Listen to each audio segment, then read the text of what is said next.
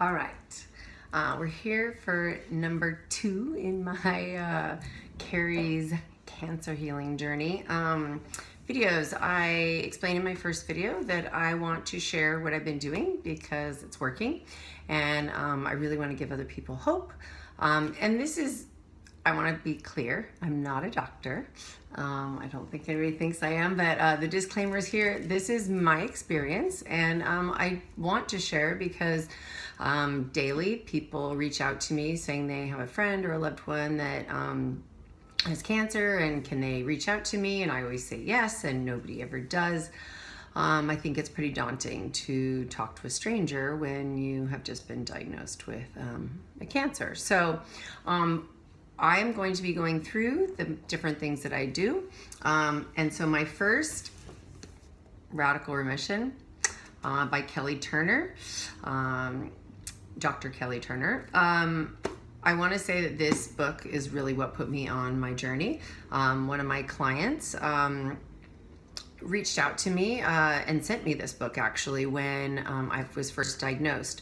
And she sent a note saying, I wish that I had been given this book when I first got my diagnosis. And she went a very different route and had most of her organs taken out and tons of chemo. And, you know, she has adopted a lot of these things. And she's living with the stage 4 cancer as well, and she's still around, so that's awesome. So what I love about this book, it was literally the first thing that was given to me, and it just resonated, and I cannot say enough about what this did for my mindset. And it was speaking my language. I was like, yes, yes, yes. And I've been doing all of these 9 things. So Kelly Turner, I will give a short, basically she was an oncologist.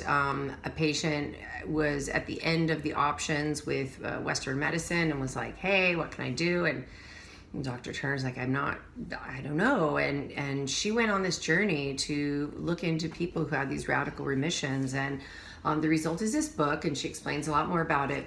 And it's really very simple to me, and that's what I loved. She went around the world, gathered all this research for data from all over, all different kinds of people. And they all were saying these same things, like about 75 different things. There was tons of great information, but there was 9 that kept coming up and kept coming up and kept coming up.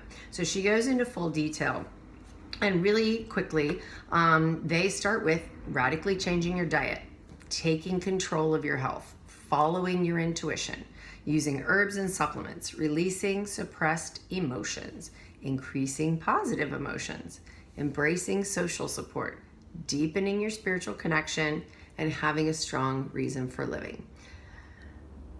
What's really wild is literally 2 of those things cost you money. Changing your diet, eating healthy, definitely is not cheap, and using herbs and supplements.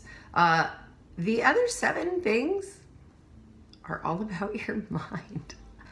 I found this so resonant and so wild, and how people just don't understand this. So for me, and I will go into these things, like how I've incorporated them all into my life. I'll probably maybe do those separately. But, you know, really when you hear those things like taking control of your health, that probably is one of the biggest and most important ones. Knowing that you have control. I go round and round with my oncologist. I am considered a difficult patient. One of the nurses confirmed what I said, and she laughed, knowing that I would not be offended by that. Difficult meaning I have questions. I have an agenda. I don't just take everything that the doctor says. Doctors are amazing. And they're not God. They don't know. They don't know when you're gonna die. They don't know exactly how you're gonna respond. For me, what happened is my cancer is really rare to get it as a first-time cancer. It's also very rare to get it in your liver as a first-time metastatic cancer. It's really rare that I've shrunk all my tumors. they're gone from my liver. That's really weird. So she talks about statistics, and I talk about statistics, and our statistics are different because the thing, nobody at UCSF is tracking what I'm doing or that I'm healthy, and nobody's asking me, oh, what did you do to increase your positive emotions or anything like that. So I'm taking part because I know that I need more than the shot and the pill that I take, that I get from UCSF. So it's very, very simple things. And so for me, this is the starting point. This book is so, so, so, so helpful. If you don't have cancer, it's a great read. It's important to live this lifestyle because you don't have to get cancer. It's really that easy. Most of us will get it because we don't listen, and we need now I have cancer, so now I'm going to change my life. But I highly encourage you just to get on that path and do it without having to be forced to do it. So Radical Remission, Surviving Cancer Against All Odds, the 9 key factors that can make a real difference. I am all about this.